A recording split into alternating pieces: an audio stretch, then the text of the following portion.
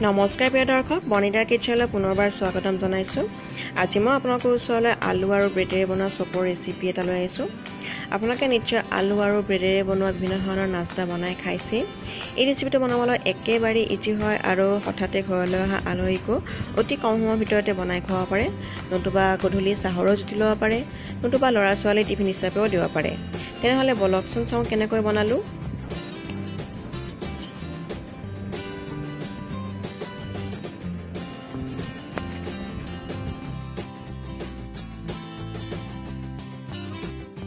Bread চপ বনাবৰ কাৰণে মই কেইটামান মিডিয়াম সাইজৰ আলু বইল কৰি লৈছোঁ আৰু কেইখনমান ব্ৰেড লৈছোঁ। এটা মিডিয়াম সাইজৰ পিঁয়াজ মিহি মিহিকৈ কাটি লৈছোঁ, দুটা জলকীয়া মিহি মিহিকৈ কাটি লৈছোঁ, কেইটামান মান ধনিয়া পাত লৈছোঁ। মান ধনিয়া পাত অপশ্যনেল হয়, নিদিলেও কোনো কথা নাই। অকণমান জিৰা গুড়ি আৰু ৰেড চিলি পাউডাৰ লৈছোঁ আৰু অলপ ধনিয়া গুড়ি লৈছোঁ আৰু লগতে লৈছোঁ অকণমান নিমখ আৰু মিঠাতেল। ব্ৰেড চপ বনাবৰ কাৰণে মই কেইটামান মিডিয়াম সাইজৰ আলু বইল কৰি লৈছোঁ আৰু এতিয়া মই এইখিনি ৰুকনি সহায়ত ভালদৰে ৰুকি ল'ম। আচলতে হাতেৰে পিটিকিও ল'ব পাৰে, মই গৰম হৈ থকাৰ কাৰণে ৰুকনি সহায়ত ৰুকি লৈছোঁ।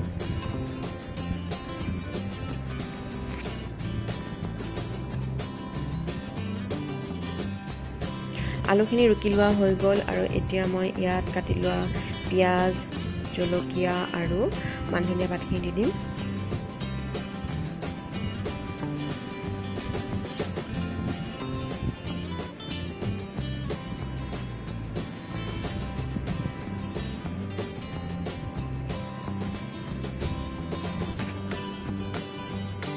এতিয়া সৰু চামুচেৰে এচামুচ জিৰা গুড়ি আৰু এচামুচ ৰেড চিলি পাউডাৰ আৰু এচামুচ ধনিয়া গুড়ি দিছোঁ আৰু সোৱাদ অনুসৰি নিমখ দিছোঁ।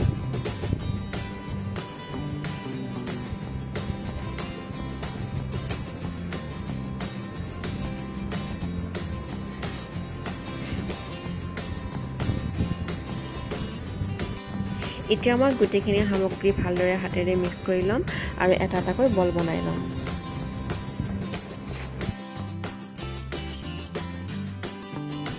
এতিয়া মই ব্ৰেডৰ ব্ৰাউন পাৰ্টটো কাটি ল'ম। ব্ৰাউন পাৰ্টটো কাটি নল'লে ব্ৰেড চপ বনাবলৈ অসুবিধা হ'ব। এনেদৰে মই গোটেইখন ব্ৰেডৰে ব্ৰাউন পাৰ্টটো কাটি ল'ম। এতিয়া মই এইখিনি পেলাই নিদিওঁ আৰু এতিয়া এইখিনিৰ পৰা মই ব্ৰেড ক্ৰাম্পছ বনাই ল'ম।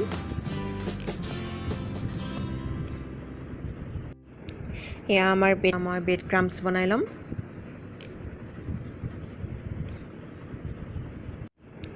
এয়া আমাৰ ব্ৰেড ক্ৰাম্পছ ৰেডি হৈ গ'ল।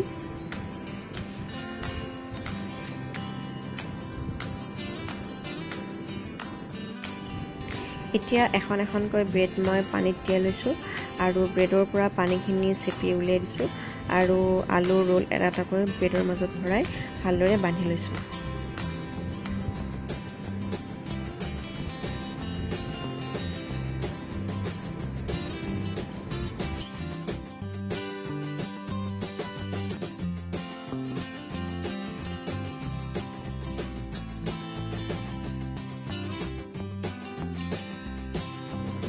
এতিয়া ব্ৰেড চপ কেইটা মই ব্ৰেড ক্ৰাম্পছত লেটিয়াই লৈছোঁ। এনেদৰে মই গোটেইকেইটা ব্ৰেড চপে ব্ৰেড ক্ৰাম্পছত লেটিয়াই লৈছোঁ।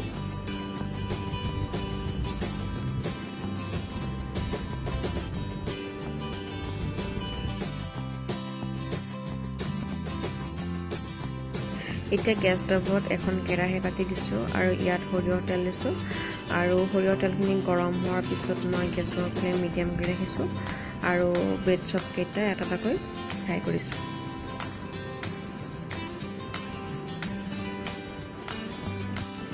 এনেদৰে মই ব্ৰেড চপ কেইটা এলুটি শিলুটি কৰি দিছোঁ আৰু প্ৰায় 5 মিনিটমান সময় ফ্ৰাই কৰিছোঁ।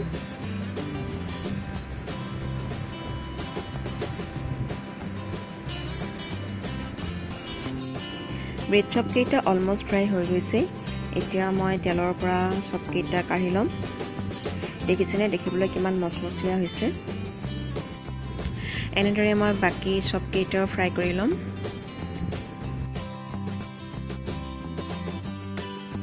আজি ৰেচিপিটো কেনেকুৱা পালে কমেণ্ট কৰি জনাবলৈ নাপাহৰিব আৰু যদি ভাল লাগিলে তেনেহ'লে প্লিজ লাইক কৰিব আৰু যদি মোৰ চেনেলৰ নতুন দৰ্শক তেনেহ'লে প্লিজ চেনেলটো ছাবস্ক্ৰাইব কৰি ল'ব। তেন্তে পুনৰ লগ পাম আন এটি ৰেচিপিৰ সৈতে। আজিলৈ আহোঁ, বাই বাই।